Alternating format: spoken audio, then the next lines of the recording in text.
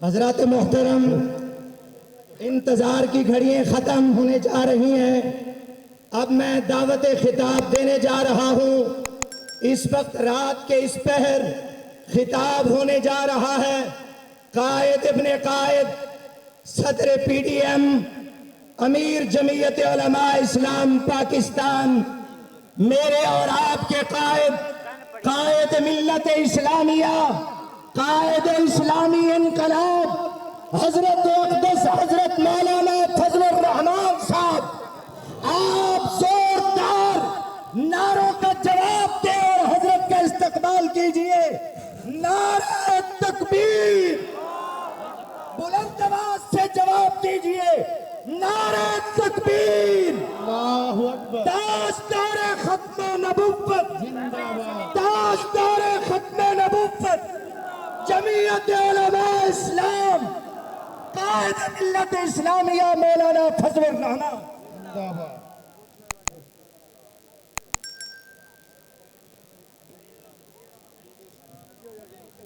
تمام احباب تشریف رکھیں۔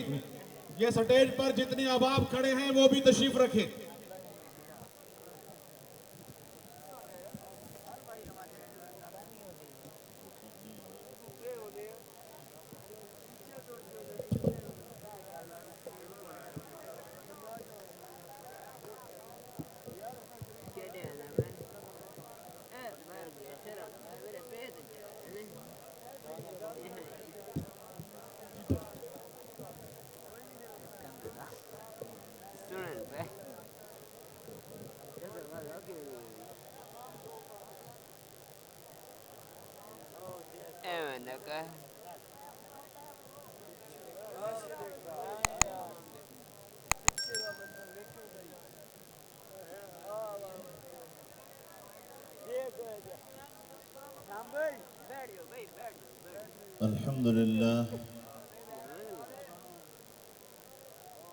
الحمد لله وكفى وسلام على عباده الذين اصطفى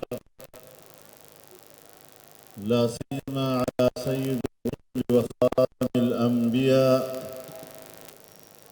وعلى آله وصحبه ومن بهديه مهتدى أما بعد فأعوذ بالله الرحيم يريدون ليطفئوا نور الله بأفواههم والله متم نوره ولو كره الكافرون صدق الله العظيم۔ جناب صدر محترم، اکابر علماء کرام، بزرگان ملت، میرے دوستوں اور بھائیوں،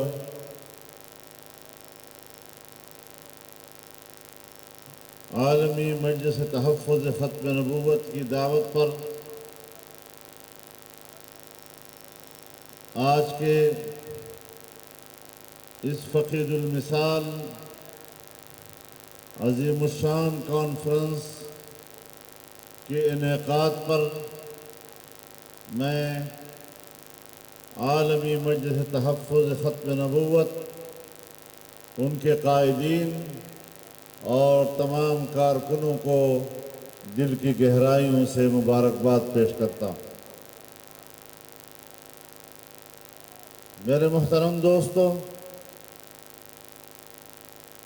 اس اجتماع میں آپ کی عظیم الشان شرکت یہ پیغام ہے،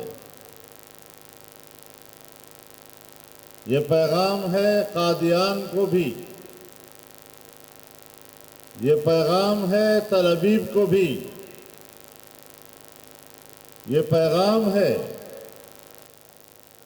قادیانیت کی دنیا میں تمام پناہگاہوں کو کہ صرف پاکستان نہیں، دنیا بھر کا مسلمان جاگ رہا ہے، ختم نبوت کے عقیدے پر पहरा देने वाले मुसलमानों की कोई कमी नहीं और तुम कादियानियों को अपनी किसी पनाहगाह में भी पनाह देने के काबिल नहीं रहोगे।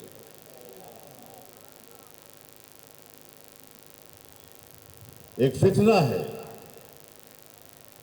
और हमारे अकाबिर और असलाफ ने इस फितने की सरकोबी का आगाज किया और बिल आखिर पाकिस्तान की सरजमीन पर पाकिस्तान के पार्लियामेंट में उनको ढेर कर दिया। इंशाअल्लाह हम जिंदा हैं और अल्लाह के फजल करम से इस अकीदे की तहफ़्फ़ुज़ के लिए दुनिया ये मत सोचे कि पाकिस्तान में हम जिंदा रहेंगे और कादियानियों को कोई मुसलमान कह सकेगा। ये फैसले हम कई बार जीत चुके हैं। पाकिस्तान बनने से पहले बहावलपुर की रियासत में एक खातून की दावेदारी पर तवील मुकदमा लड़ा गया और दलाइल व बराहीन के साथ उन्हें गैर मुस्लिम अक़लियत करार दिया गया। जनूबी अफ्रीका की अदालत में मुकदमा लड़ा गया और वहां पर वो मुकदमा हार गए। दलाइल व बराहीन की बुनियाद पर वो अपने आप को मुसलमान साबित नहीं कर सके, हालांकि वो अदालत कोई मुसलमानों की नहीं थी। पाकिस्तान की पार्लियामेंट में पूरी पार्लियामेंट, पूरी असेंबली, उसे कमेटी बनाया गया। तमाम मेंबरान ने उनको सुना। 13 दिन उन पर जरा हुई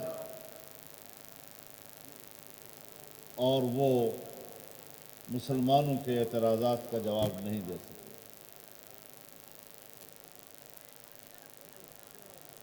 और एक मुत्तफ़िक़ा करारदाद के जरिए पाकिस्तान की पार्लियामेंट ने उनको गैर मुस्लिम अक़लियत करार दिया।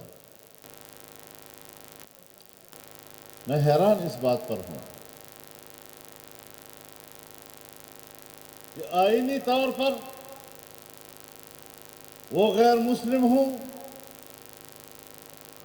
या किसी मुल्क में इस मसले को पार्लियामान में आईन और कानून के हवाले से किसी ने न छेड़ा हो,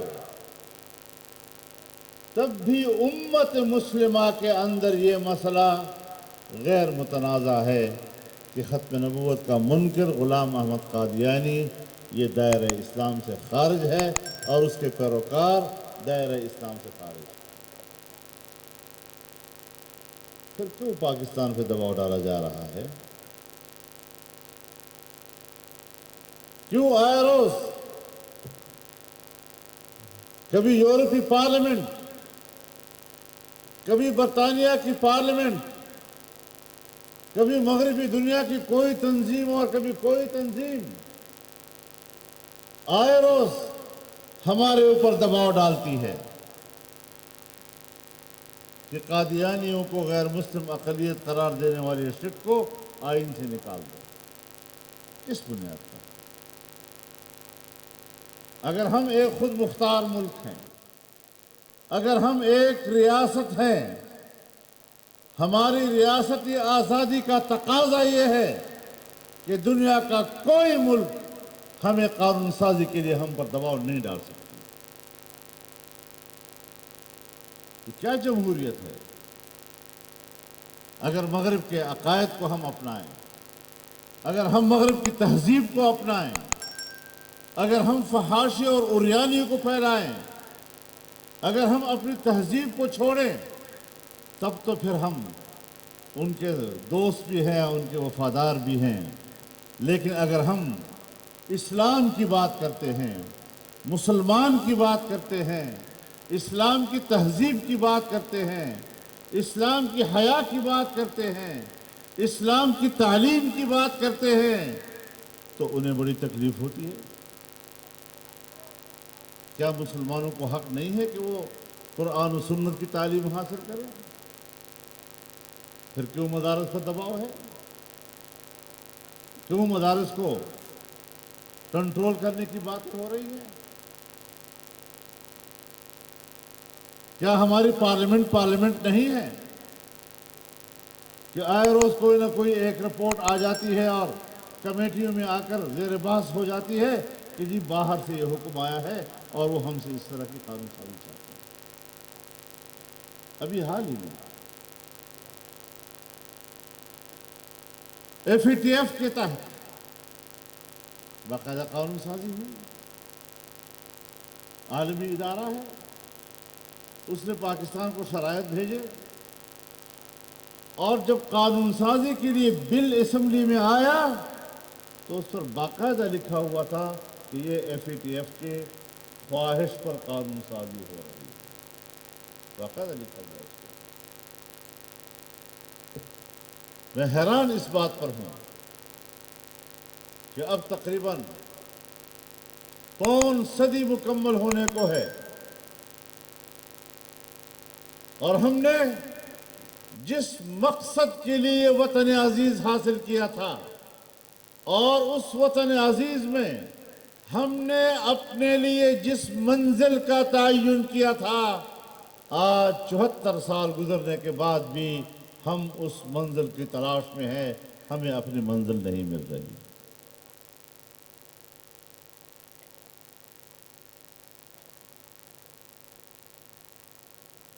یہ تو آپ کی حب الوطنی ہے کہ مذہبی ذہن کے لوگ، دیندار لوگ، دینی مدارس سے وابستہ لوگ، دینی جماعتوں سے وابستہ لوگ، آپ کا مذہبی ووٹر وہ پاکستان کی ریاست کے ساتھ چپکا ہوا ہے، وہ ریاست کا وفادار ہے، لیکن ریاستی ادارے آپ کو ریاست سے پیچھے دھکیلنے کی کوشش کر رہے ہیں۔ ان کی ہر لمحہ یہ کوشش ہے کہ آپ کو غدار ڈکلیئر کیا جائے، آپ کو ملک کے لیے خطرناک قرار دیا جائے،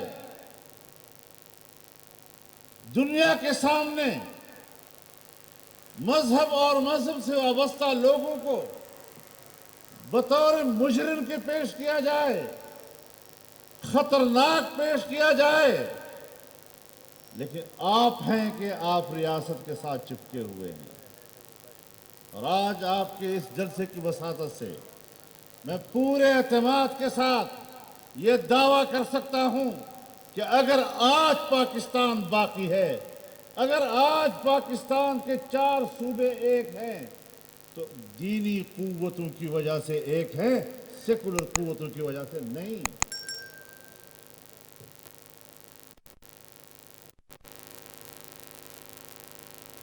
اور ان کے حقائق بھی میں جانتا ہوں۔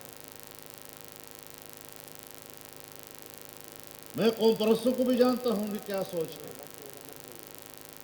میں سیکولر دنیا کی پاکستان سے وابستگی اور سوچ کو بھی جانتا ہوں۔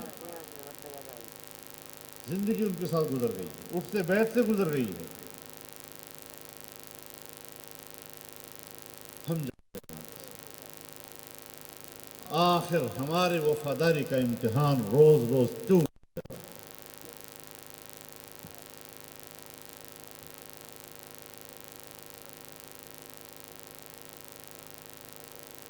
جب افغانستان پر حملہ ہوا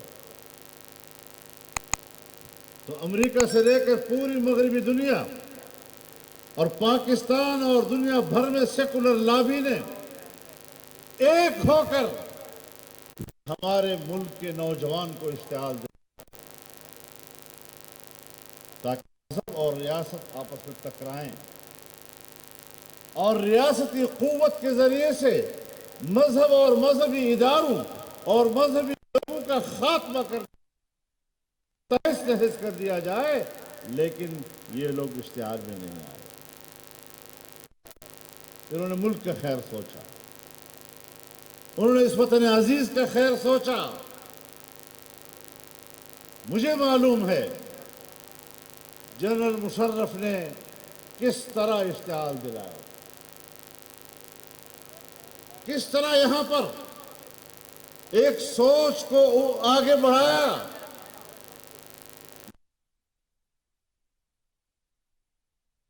مکاتب فکر، تمام مکاتب فکر،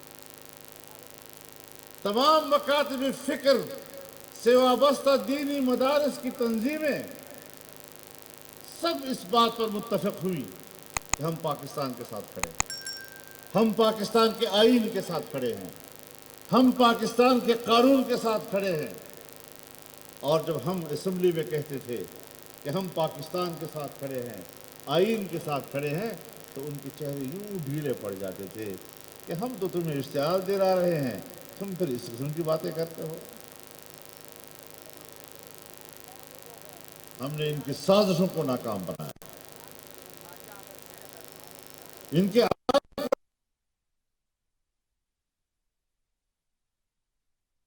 ابھی زندہ ہے اور وہ اپنی آنکھوں سے افغانستان میں امریکہ کے انجام کو دیکھ رہا ہے۔ اللہ نے اس کو اسی لیے شاید موت نہیں دی ابھی تک، تاکہ وہ اپنے آقا کے انجام کو افغانستان میں ذرا دیکھ سکے اپنی آنکھوں سے۔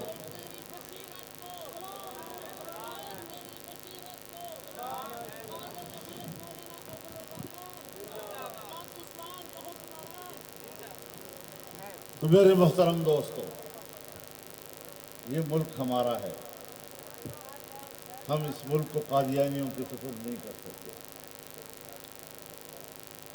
چھپے چھپے لوگ ہیں،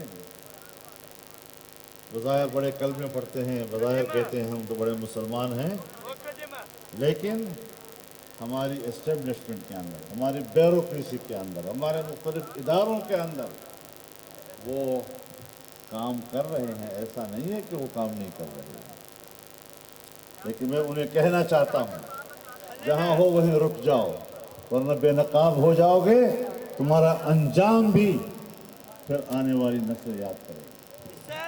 نعرہ تکبیر، نعرہ تکبیر، تاجدار ختم نبوت قائد ملت اسلامیہ حضرت مولانا فضل الرحمان۔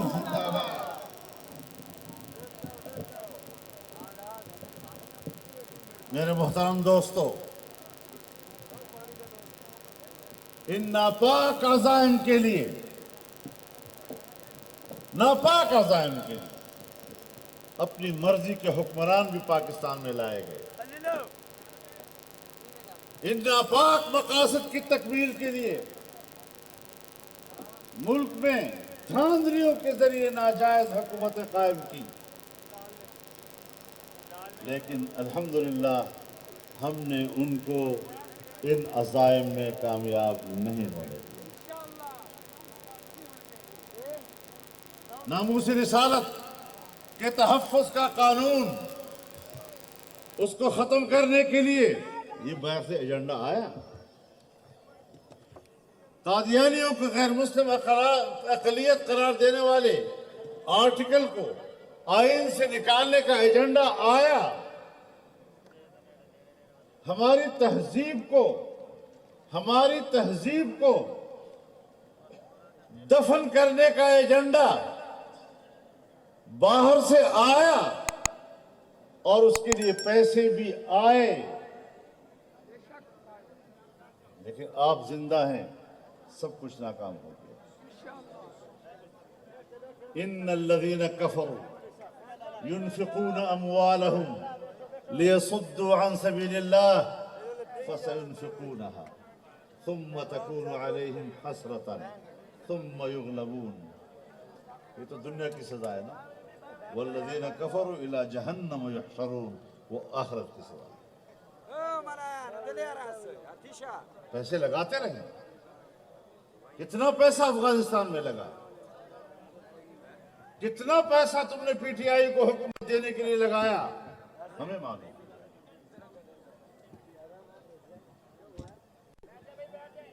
کتنے ڈالر باہر سے آئے، کتنے برطانوی پاؤنڈ باہر سے آئے، کہاں گئے؟ کہاں گئے وہ؟ لیکن ایسا ہوتا رہے گا، یہ مقابلے چلتے رہیں گے۔ لیمیز اللہ الخبیث من الطیب ویجعل الخبیث بعضه علی بعض فیرکمه جمیعا فیجعله فی جہنم۔ یہ مقابلے ہوتے رہے، پیسوں سے نہیں ڈرنا، اقتدار کے رعب اور دبدبے سے نہیں ڈرنا۔ یہ حکمران ہے، خدا یہ حکمران تو مجھے مچھر کے برابر بھی نظر نہیں آتا۔ اللہ اکبر، نعرہ تکبیر، نعرہ تکبیر، تاج و تخت ختم نبوت، تاج و تخت ختم نبوت، قائد جمعیت حضرت مولانا فضل الرحمان۔ کس حیثیت کے لوگ؟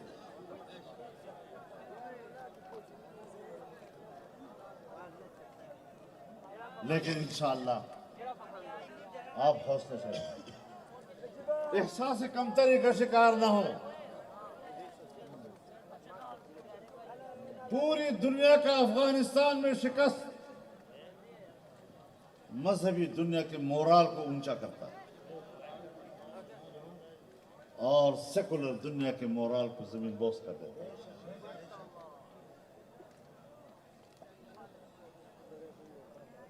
آج میں بھی کہتا ہوں اور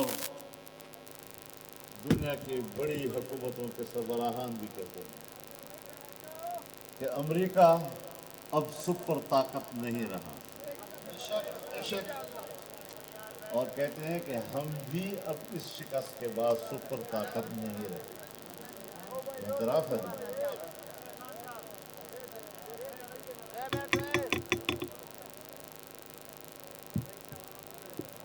اور پھر جب یہ لوگ ناکام ہو جاتے ہیں پھر آپ کے ہمدردی میں دو جملے کہہ دیتے ہیں۔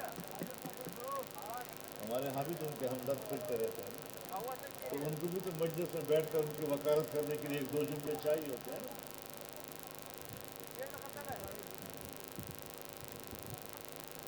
ایک زمانہ تھا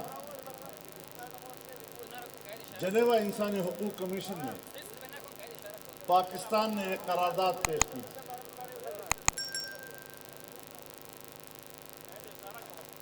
تو پوری دنیا میں ہمیں ایک ووٹ بھی نہیں مل سکتا، ایک ووٹ نہیں، اور وہ کشمیر کے حوالے سے انسانی حقوق کی قرارداد تھی۔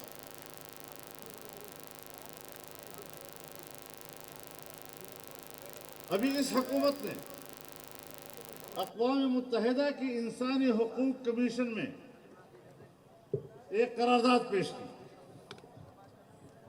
اور کیا کہا؟ ہمارے پاس اس وقت 57 ممالک کی حمایت حاصل ہے۔ میں خود بڑا حیران ہوا کہ تو بہت بڑی کامیابی ہے کہ کسی زمانے میں ہمیں ایک ووٹ نہیں ملا اور آج 57 ممالک کی ہمیں حمایت حاصل ہے۔ ظاہر خوشی تو ہوتی ہے کہ چلو کچھ تو ہوا۔ اگلے دن میں نے پتہ کیا کہ واقعی ہمیں 57 ممالک کی تائید حاصل ہے، تو پتہ چلا کہ اس کمیشن کے کل اراکین کی تعداد ہی 47 ہے، 57 کی حمایت کہاں سے آ گئی؟ جھوٹوں پہ لعنت، اور پھر ان 47 ممبران کے فورم پر جب آپ قرارداد پیش کرتے ہیں تو قرارداد پیش کرنے کے لیے 16 ممالک کی آپ کو تائید کی ضرورت ہے، ہمیں وہ 16 بھی نہیں ملے، اور جب کچھ بھی نہیں ملا ہمیں تو قرارداد ہی پیش نہیں کر سکے۔ تو ہمارے پیر صاحب نے کہا کہ ہم نے کب کہا تھا کہ قرارداد پیش کریں گے؟ منکر ہی ہو گئے اس طرح سے۔ اب آپ خود اندازہ لگائیں کہ وہ پبلک کو کس طرح گمراہ کرنے کی کوشش کرتے ہیں، اور پھر آپ دیکھ رہے ہیں آج کہ پاکستان کا عوام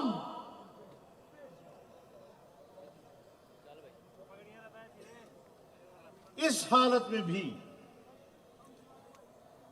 کہ جب غریب آدمی آج اپنی غربت اور بھوک کی وجہ سے خودکشیاں کرنے پہ مجبور ہو جاتا ہے، آج ملک کا ہر طبقہ اپنی معاشی اور اقتصادی پریشانیوں کی وجہ سے در بدر ہے۔ جیسے ہمارے اکابرین میں سے ایک بزرگ نے فرمایا کہ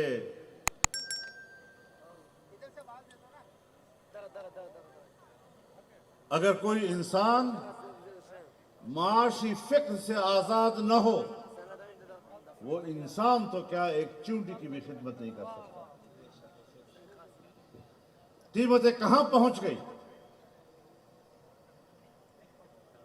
عام استعمال کی چیزیں، خورد و نوش کی چیزیں، دوائیاں عام آدمی کی قوت خرید سے باہر جا چکی ہیں۔ غریب آدمی بازار میں جا کر سودا صرف نہیں کر سکتا آج۔ ڈاکٹر رو رہے ہیں، اساتذہ رو رہے ہیں، وکلاء پیٹ رہے ہیں، مزدور، کسان، اساتذہ، ہر طبقہ زندگی آج پریشانی کی حالت میں ہے، مضطرب ہے۔ ایسے کیوں کیا جا رہا ہے؟ تاکہ یہ لوگ اپنی صبح و شام کی پیٹ کی فکر میں لگ جائیں اور یہ اسلام کو بھول جائیں، وہ دین کو بھول جائیں، وہ ختم نبوت کو بھول جائیں، عقیدے کو بھول جائیں، اور صرف اپنی ذات کی فکر ان کو لاحق ہو جائے اور اس قابل ہی نہ رہیں کہ وہ کسی نظریے اور عقیدے کی تحفظ کے لیے کردار ادا کر سکیں۔ سب کچھ اسی لیے کیا جا رہا ہے۔ پھر بھی آپ کی ہمت ہے کہ اس تمام تر مشکلات کے باوجود آپ اپنے دین، اپنے ایمان، اپنے عقیدے، اپنے ختم نبوت، اپنی تہذیب اور اپنے تمدن کے تحفظ کے لیے پھر بھی جاگ رہے ہیں۔ یہ آپ کی ہمت ہے۔ ان حالات میں تو میں یہی کہہ سکوں گا کہ اپنی ہمت ہے کہ ہم پھر بھی جیے جاتے ہیں۔ تو یہ وہ ساری چیزیں کہ جن حالات سے پاکستان گزر رہا ہے، اور پاکستان میں ایک ہی چیز نشانے پر ہے، آپ کا دین۔ اس لیے ملک کو حاصل کیا گیا تھا کہ پھر یہی قوم اپنے دین کی حفاظت کے لیے میدان میں ہوگی۔ ہم نے اس لیے یہ ملک حاصل کیا تھا۔ 3 وجوہ بتائے جاتے ہیں، 3 وجوہ پاکستان کے بنائے۔ مذہبی لوگ کہتے ہیں کہ یہ ملک اسلام کے لیے حاصل کیا گیا تھا۔